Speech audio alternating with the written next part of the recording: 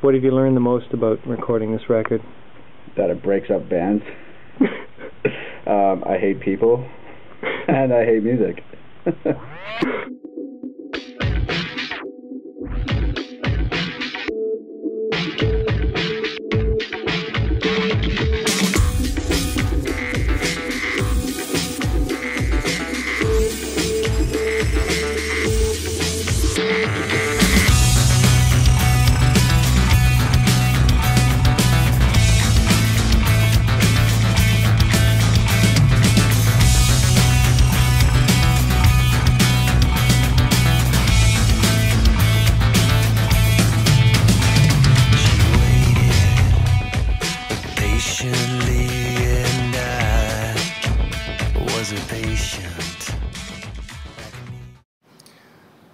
Well, it was difficult in a lot of ways. I mean, it's this classic TAE syndrome, really. I mean, you can't be a part of this band unless you hit rock bottom at some point. On a personal level, we were all, I don't know, out of sorts. Well, nothing this band does is the easy way, so I guess it should have been no great surprise that it would take over a year to finish this record. Although we actually finished recording in about 4 months, and then it took about another 4 or 5 months before we actually heard a mix. And of course that was very frustrating, and even more devastating when we actually heard the first mix and we weren't too happy with it at all. And so we eventually took the whole album to our buddy Mike Brikoski, who mixed Antisocial Disorder, and he remixed all the songs and essentially saved the record. I mean, he just put it all into the perspective of what we knew we wanted to hear, and he got it. You know, obviously, I mean, parts of the process were a bit painful, like I had mentioned, I think before. I said it was like a musical root canal, but, you know, I don't think, I mean, a record doesn't have to be a walk in the park. I mean, you're kind of exposing yourself on every level, creatively and personally, so naturally, you know, it's going to be strained.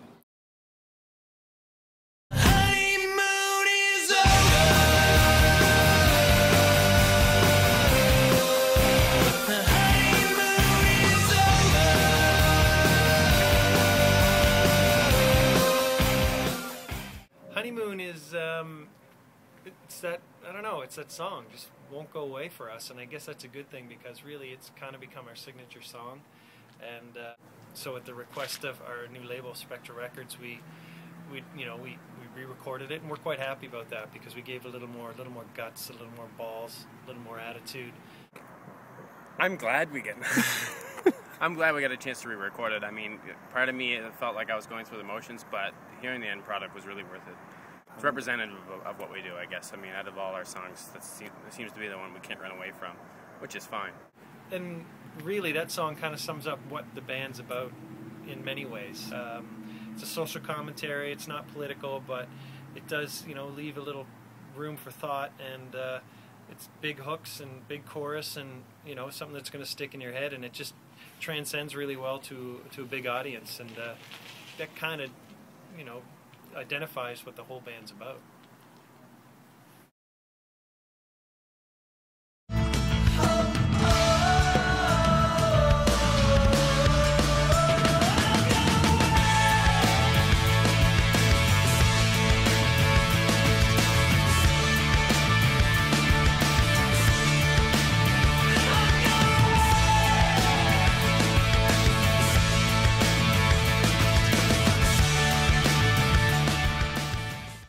Nighttime is a funny bit, actually, because I remember writing this song and thinking, wow, this is going to be epic.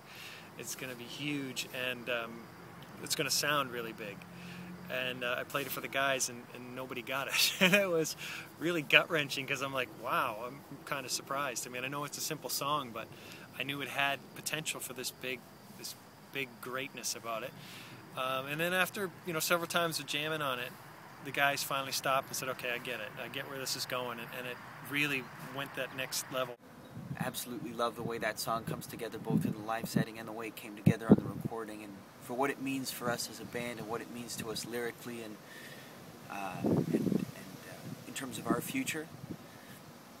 That's the song that I'd say I would be most proud of on this album. I mean, that song evolved so much from the day one. Even in the beginning, it was always one of those songs that was really good, but after getting into the studio and everybody kind of getting a little bit more of their own taste into it and having a producer give you a little bit of direction, that song really evolved into something that I think really should be played in stadiums in front of the masses. It's one of those songs where it's a feel-good song, and even if you don't know the song, you'll end up singing it near the end. Nighttime was fun. There was you could have mixed it. It could have been mixed 2 or 3 different ways, and it could have been 2 or 3 different songs.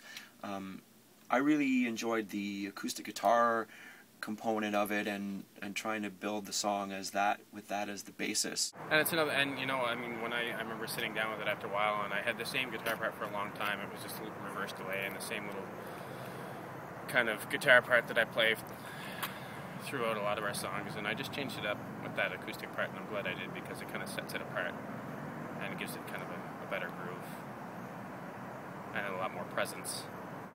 Lots of great drum bits. I really enjoyed the verse pattern and how the song built up. So I guess the challenge with that one was sifting through all the tracks and to find all the ingredients that would work with a little more of an acoustic approach. And I found that once I had the main glue together, it sort of took care of itself after that. You know, that song really sums up the state of where the band has been in the last 2.5 years, the bullshit we've been through. I mean, every band goes through bullshit, but I think we probably got more than our fair share of it. You know, we didn't know if we wanted to continue on, and personally we were all going through really difficult, dark times, and, you know, so as a band, that's really going to spill over. And, but, you know, it was really a song like this that kind of gets you through that, and you realize why you're doing it. And that's the whole point of the song. After all the bullshit that happens in life, you're doing this for the love of it. And that's really why that song is really important.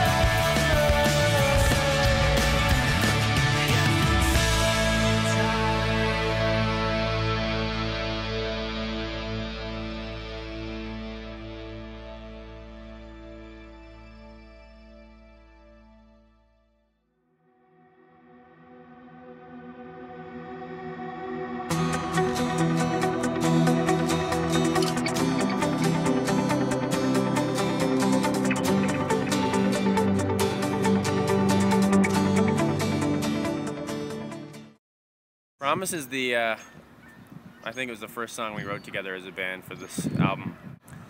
And it was a song we all, I think, had a really tough time with, sonically, as well as, I know for Brendan it was a real personal song for him to write. It started to become an over-the-top kind of production song, which we didn't really want. I mean, it was just kind of, we just needed production that made sense, which was kind of hard to get across. We ended up stripping down a lot of the bullshit on that, and what you hear on the record is what I'm really proud of personally. So it was a stressful but very rewarding song to listen to. It was a different style for us in many ways, and it kind of indicated where the whole album is going to go. And you know, at first in pre-production with the producer, he kind of wanted to take it in a different direction, and we weren't really sure, but we thought, you know, let's go with it and see where it goes. And when we heard the mix, we were like, nah, this isn't going to work. And so we sent it off to Paris to get remixed, and it came back probably even in a worse state than when we sent it. So we took it to Mike B again, and he nailed it. He just got it. He knew exactly well, he just knows the band so well that, you know, he knew where that song was supposed to go, and it's exactly where we wanted it to go. And so, you know, there was talk of leaving it off the album, but once we got Mike's mix, we knew that, you know, it was going to be saved. With Promise, my first thoughts were, when I first heard it, was that it was a great song. Lots of strong melodic ideas, and a great message, a great emotional vibe behind it. I know the song was important to the band, and I know there'd been a couple of attempts at mixing that hadn't quite worked out the way the band wanted it to. So I felt the challenge was to bring out the emotional content, to bring out just the essence of the song. And as I started working on it, I realized it just meant peeling away some of the layers. I guess there was an awful lot of material recorded for that song, and as I placed things and took some things out, the song began to breathe a little more, and it was a bit of a less is more school. So that seemed to be the approach that worked best to get that song to really mean something to people and to have more of an impact when they hear it.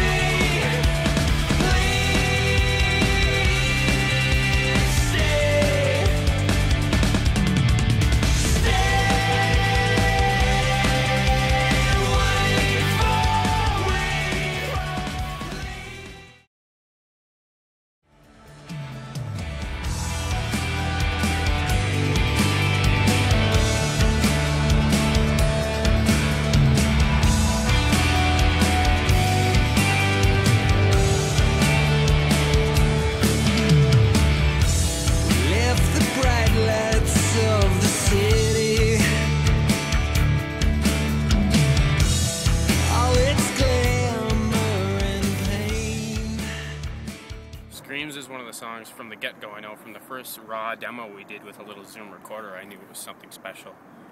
And I mean, reality, nothing much has changed since then. Screams is for me the little engine that could on the album. I absolutely love that song.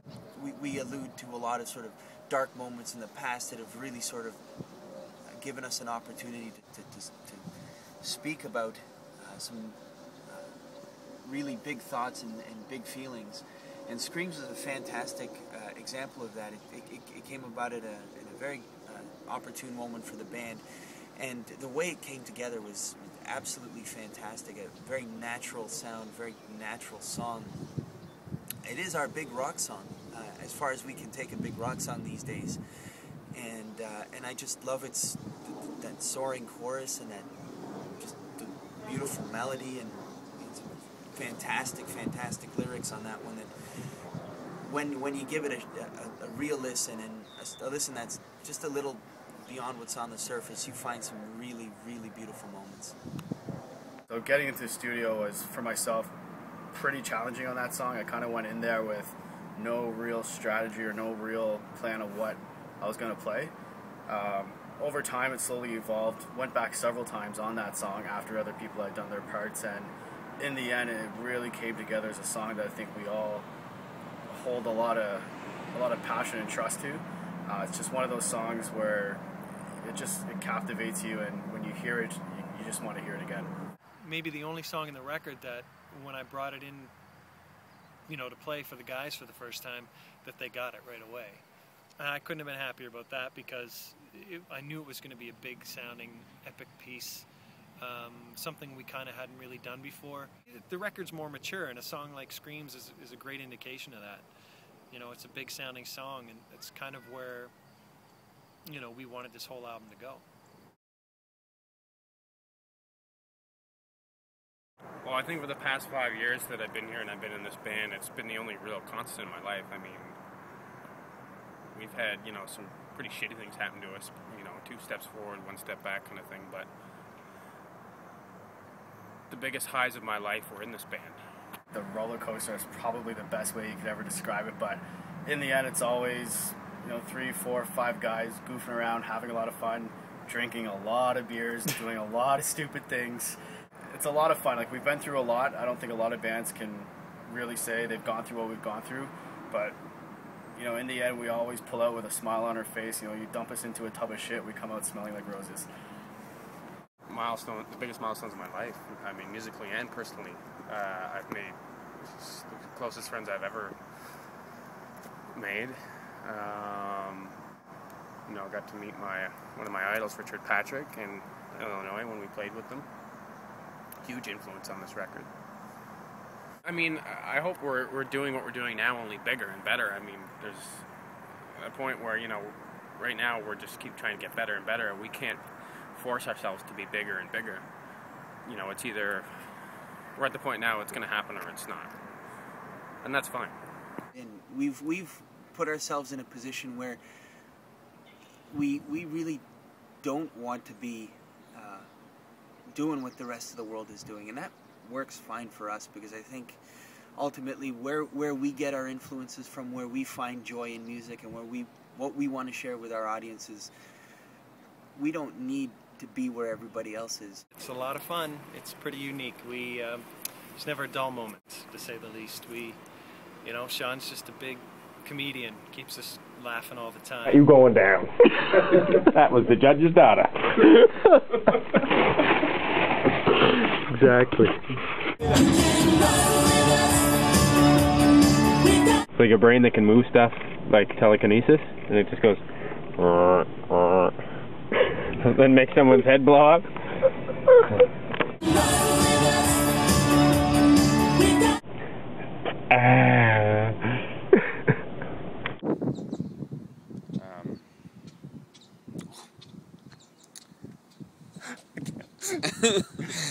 Get the fuck away and film someone else. I'm doing my hair here.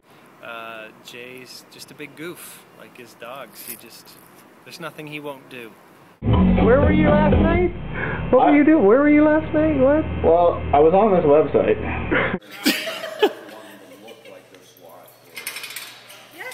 7th day, he said, let's create rhythm, and he created the rhythm. That is a reason not to do 5-hour energy drinks before drinking alcohol. Fuck yeah. America! I watched this one thing on TV.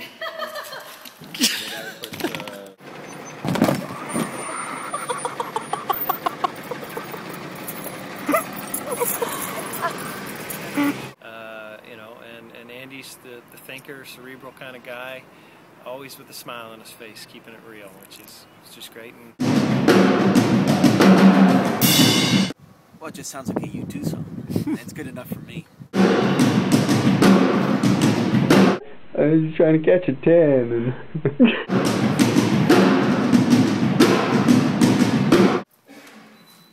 Jay is a rock and roll tornado of noise and sex. I'm somewhere in between all that, and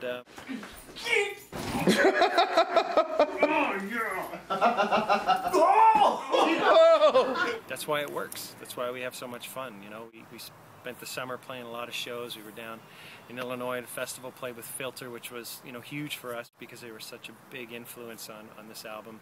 And that was a great moment. We went back out east to play some shows and see some family, and that was fantastic. And that's, you know, the whole point of this record. We left everything.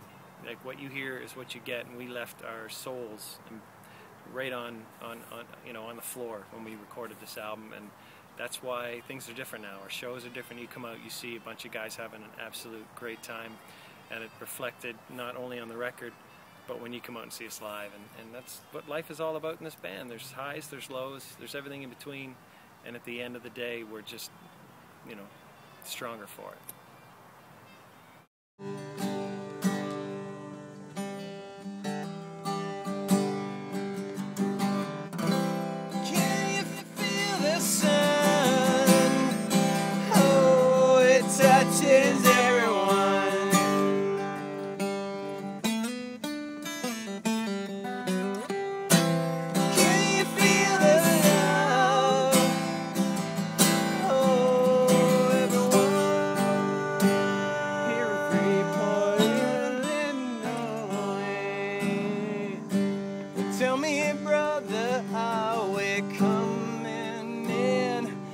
But I was just like, what's your nationality? Canadian? Where are you going? Buffalo? What are you doing? Shopping? Where? Everywhere? Where are you staying? Holiday Inn? Go.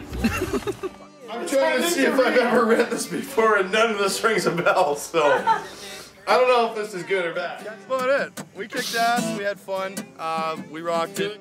This could get heavy. This could get heavy. Shaky. Can't edit that shit though. That's raw, motherfucker.